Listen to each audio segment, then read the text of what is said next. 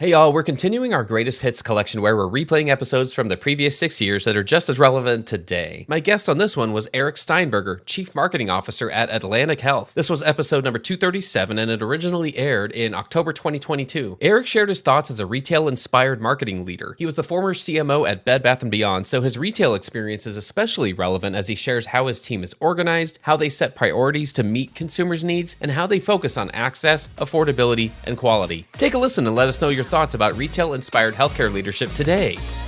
The flow. All right, let's get into the flow, everybody. I'm so excited for this. Give it up for Eric Steinberger. Eric's the Chief Marketing Officer at Atlantic Health System. Eric, welcome to the Healthcare Wrap. Great to be here. Nice to meet you, Jared. What did I miss in your bio? Let's start there. What else would you like our listeners to know about you and your background? Sure. So I oversee marketing for Atlantic Health System, fairly new to the organization, under a year. And I guess my background is everything but healthcare.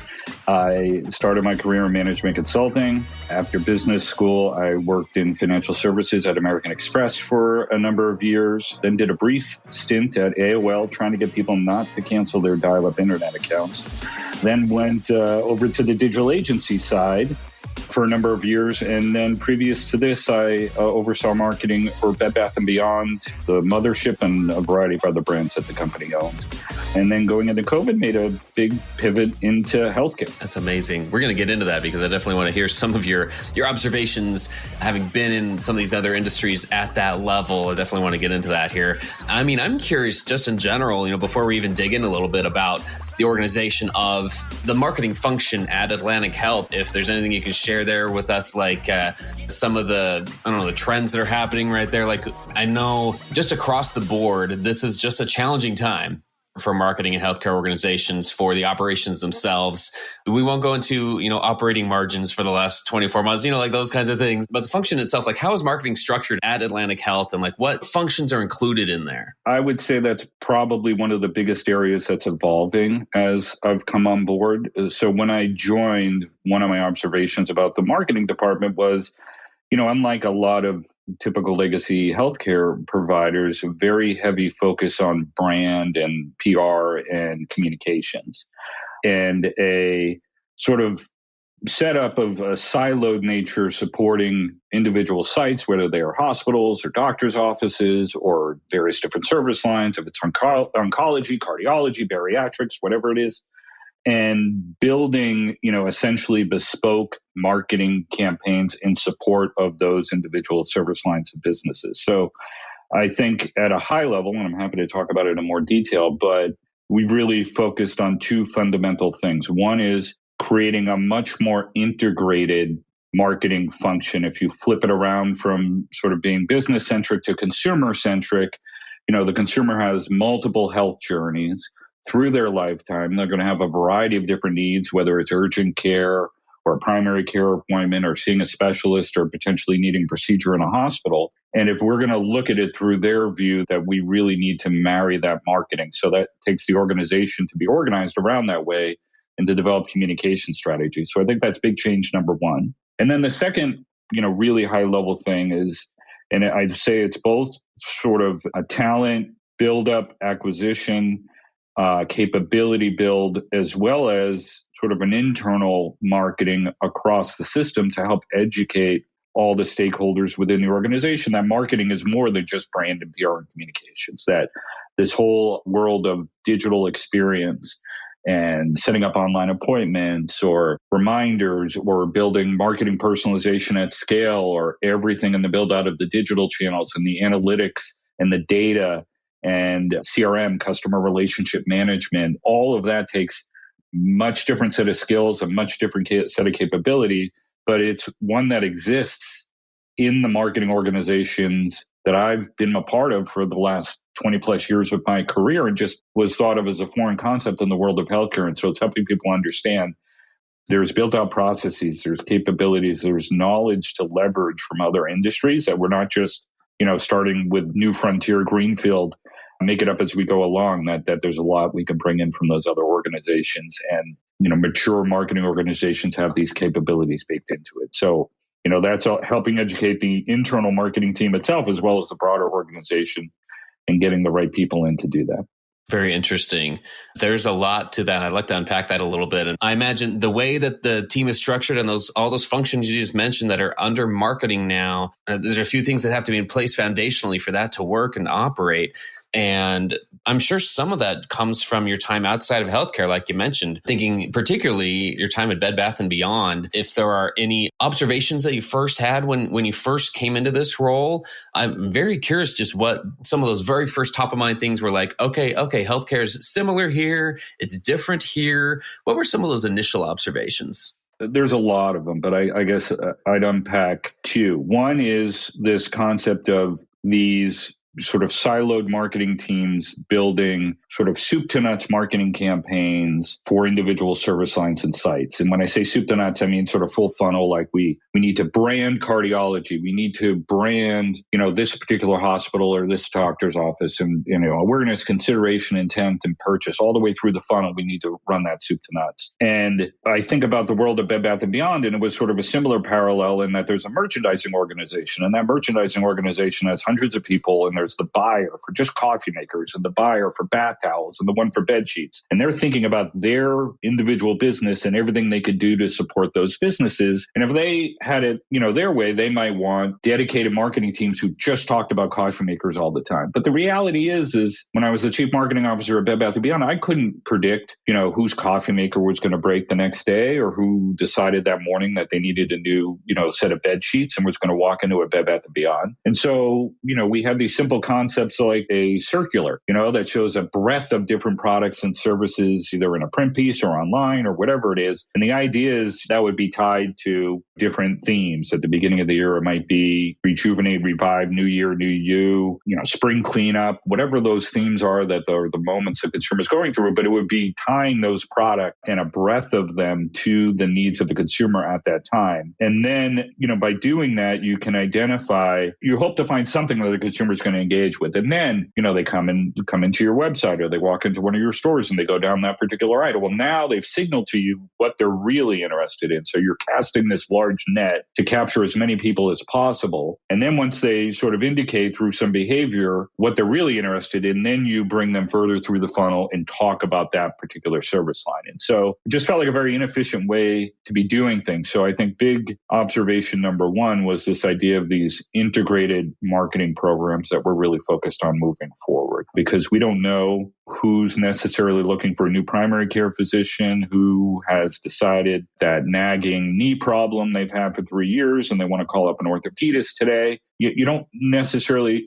as much as we could say we have all this big data and analytics, that's a really, really tough thing to predict. And so if you're out there just talking about a lot of relevant things at once, you're going to make that communication work harder for you. And you just need to trust the fact that you've set up the right signals in your system that when they act on anything, that you can then continue to follow through and take them the rest of the way through the journey. So that was sort of big observation number one of how I felt like, retail was a bit different than healthcare. And I think the second piece was, around all of the capabilities that marketing was focused on outside of just, branding and PR and communications, that all of these digital channels and CRM and big data and analytics, like one of the things that I've tried to help both the internal marketing team and the larger organization understand is that marketing is way more complicated than it used to be 20 years ago. And this idea that you can have sort of a generalist jack of all trades marketer who, knows a little bit of branding and a little bit of PR and,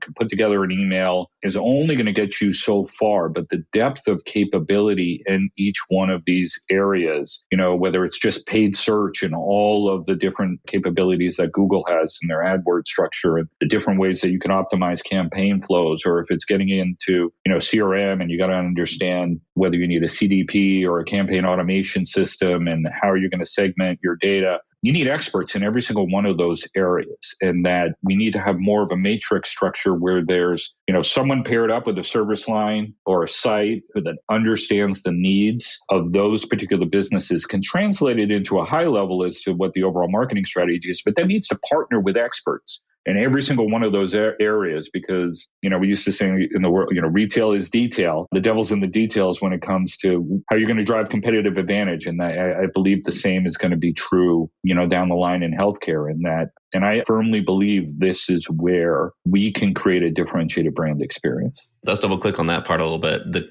differentiating through a brand experience. Those are not words or terms that were common in healthcare 5 years ago, even 2 or 3 years ago. I'm hearing them a lot more now, and the devil is in the details of how to do that and how to make that a competitive advantage. I love that that's where you went, though, because that's a feeling of mine that can be your competitive advantage. Like, that's not the thing that some committee or the intern works on. I mean, I came up through the digital marketing ranks. And so digital, social media, even websites. I remember convincing organizations that we needed a website.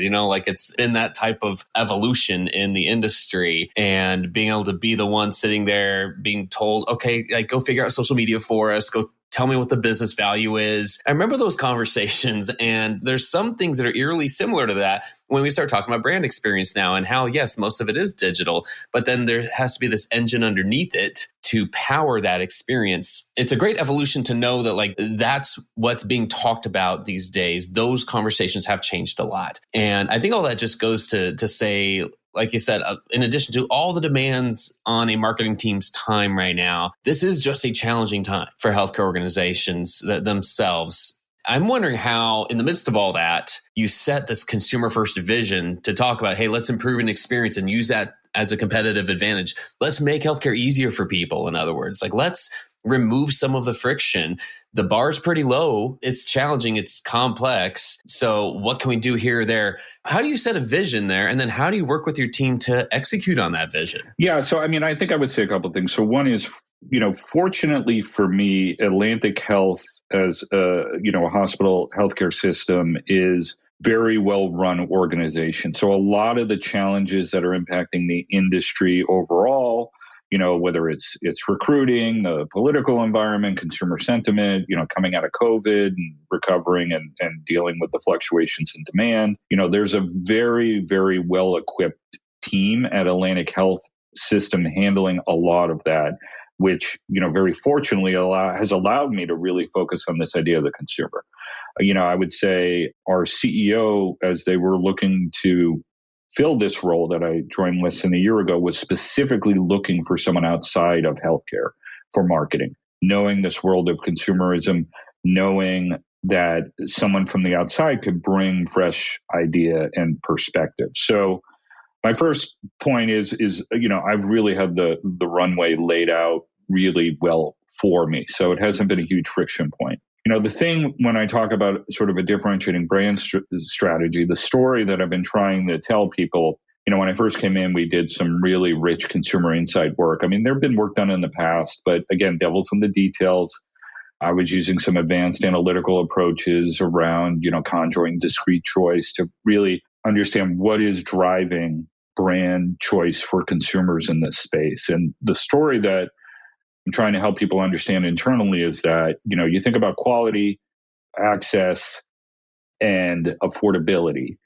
Those are table stakes in this world. And, there's sort of a minimum bar you need to hit on all three of those dimensions. Yes, if it's urgent care, you need to be within 30 minutes drive. If it's specialty, maybe I'll go an hour away from an access standpoint.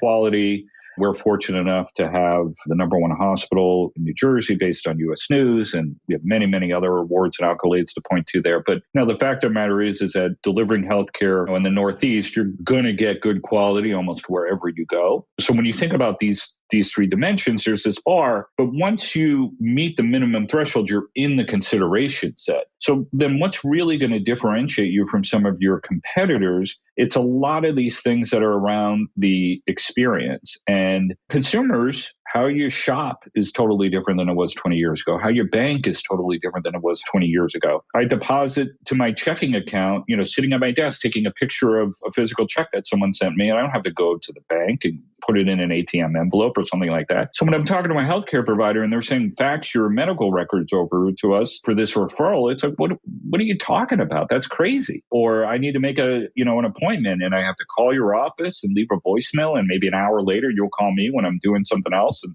I can't pick up the phone and it could take, 3 days of phone tag just to schedule an appointment. Like that's ridiculous. And so even if we could solve that basic, stuff, which look, if it was easy, someone would have done it. It's definitely difficult. But I'm not even talking about how do we create a whole personalized experience for your hip replacement, multi-step journey that could be unique to you. Just getting some of that basic 101 stuff working right is going to differentiate you in this space. And it's those little pieces that are going to make the difference. And so what I'm trying to help the organization understand is that, yes, I'm not saying deprioritize access, affordability, and quality. Those are critically important things, and we need to maintain our focus on them. But this other piece, this customer experience piece, needs to carry just as much importance as any of those other things, because that's really where we're going to be able to differentiate. And so that is a big part of the vision and the focus that we're trying to bring. There's at least some basic understanding of we need to figure out how to prioritize this, but that, it's in the mix of our priorities. And that is refreshing. That is something that, sure, it may have been talked about a lot, but I see a lot more happening in the last 6 to 12 months than ever before. And it is a different conversation. And now we're trying to figure out, most healthcare organizations, it seems like, are trying to figure out how do we organize our teams and how do we set priorities to meet those needs. Is there anything you can share about what your team's doing, even about how you're organized? Like, is there a function or even a name to this other than it's part of what everyone in marketing does? I've heard it referred to as consumer transformation or consumer strategy, consumerism. Is there somebody tasked with that? I'm just curious, like how that works. I mean, I think there's a couple of things that are ongoing. So my first point to your last comment is yes, the organization, I think, has bought into this philosophically. But at the end of the day, like any other thing in business, it's show me the numbers. So a big focus of what I'm trying to do is put data behind this. And what I talk a lot about internally with the team is that, I want the organization to really see marketing as a key lever to drive the business. In my retail world, if sales were slipping on the e-com site that day, the first phone call the CEO made was to me saying, "What's going on? How are you fixing this?" And that isn't true in healthcare, which actually is a blessing right now as I'm getting on board and learning my way around. But I do believe that we can be an important lever. And if we are an important lever, then we tying back the investments that we're making in marketing to revenue or other key metrics and objectives that we're trying to drive as a healthcare system, because it isn't all about money, being a nonprofit and, how we can access underserved communities or whatever other objectives that we have as an organization is a key part of it. I've sold it, really, we haven't put sort of a clever name to it. We're just talking about it as marketing transformation. But I think in a different way, we've used the excuse of me being new coming on board, that there's this, real adaptive change that we're trying to drive. I've done a roadshow through the entire organization. And I do have to say, having worked in many industries, I've prided myself on being able to jump in and get my arms around how businesses are organized and what different roles people play and what are the levers that move the business. And I am humbled by how complicated healthcare is. It is by far the most complicated industry that I've ever worked in. So it's taken a while to talk to all the different stakeholders in the organization, but let them be aware of what's coming. Huge focus just working internally on with the team, because it's a very talented, dedicated, caring marketing team that has a lot of skills and knowledge, but they got to change the way that they've been working in the past. So helping them get comfortable managing through that change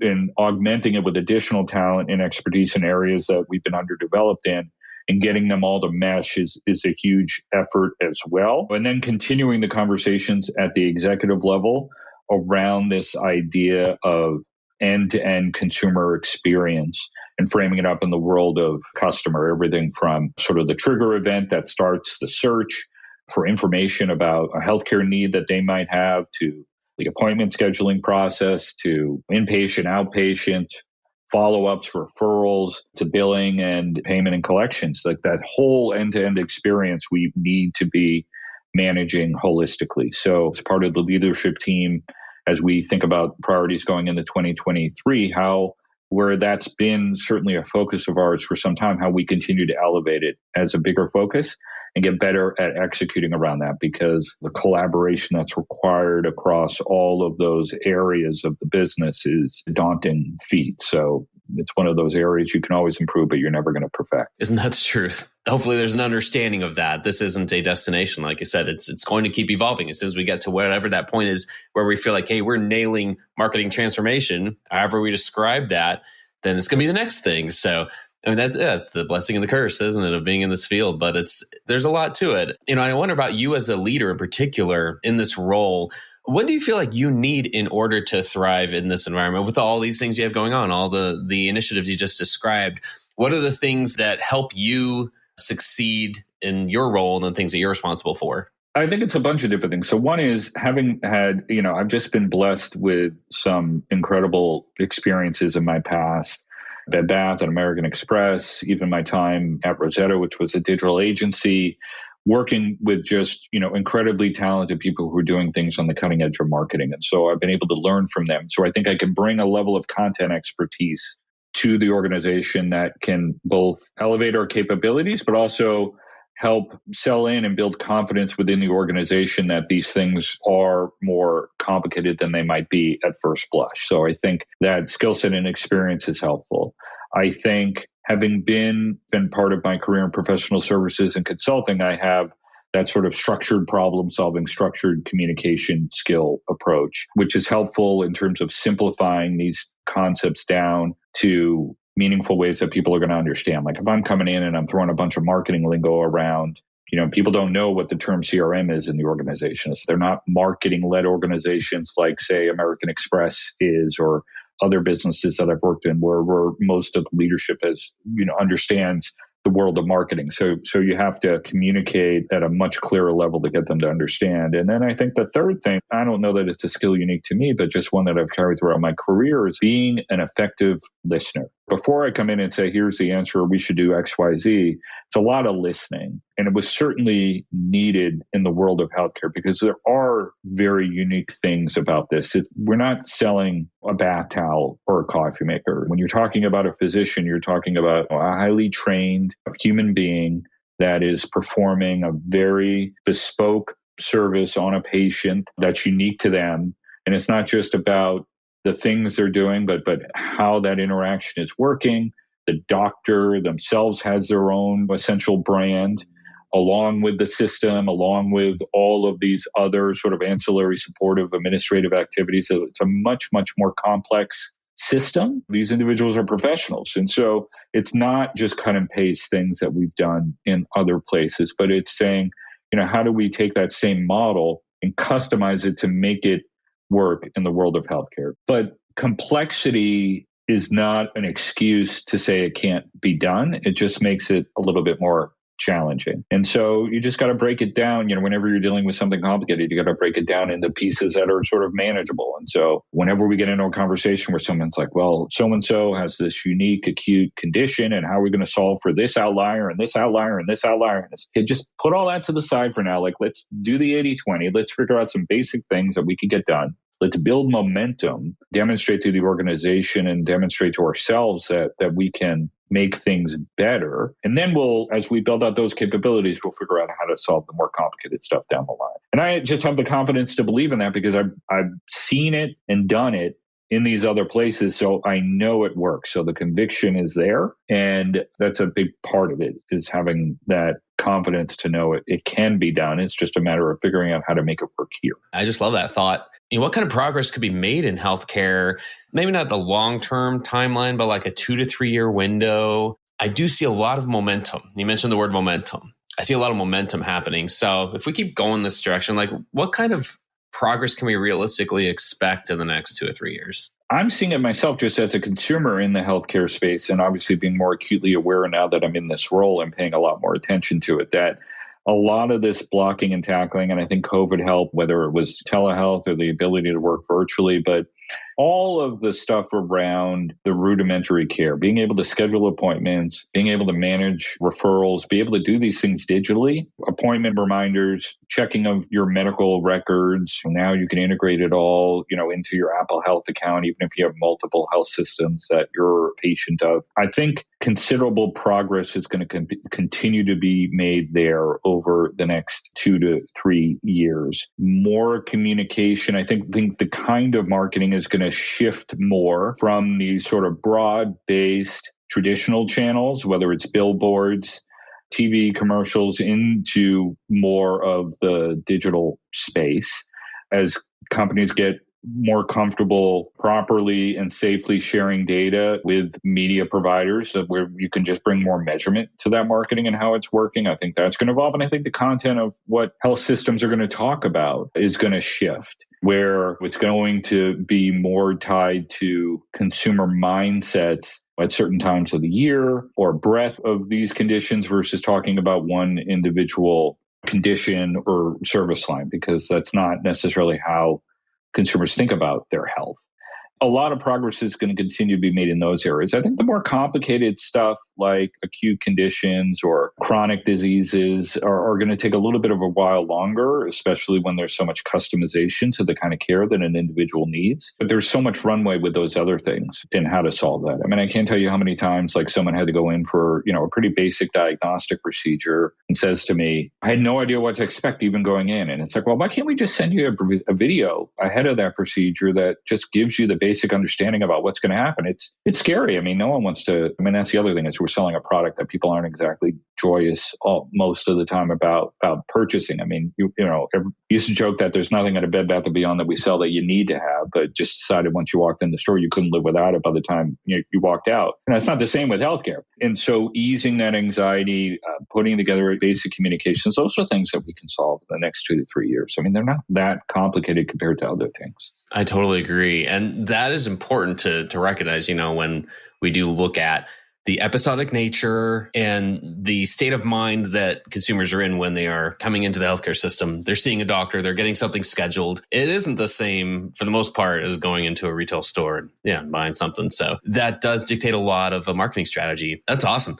Last question for you then, Eric, because this just gives me so much to think about. And I really appreciate your time with all of this. I'm just curious, what other trends you're paying attention to right now in general, in healthcare, outside of healthcare, anything we haven't mentioned that you're paying attention to right now? Yeah, so there's a lot of things. So obviously, big tech and the payer providers and sort of all the people that have their eyes set on healthcare and are making inroads into certain aspects of that space, and I would say the areas that certainly play to their competitive advantages, whether it's urgent care, primary care, or sort of the basic healthcare needs of individuals. That's where, the complexity of the care isn't that high.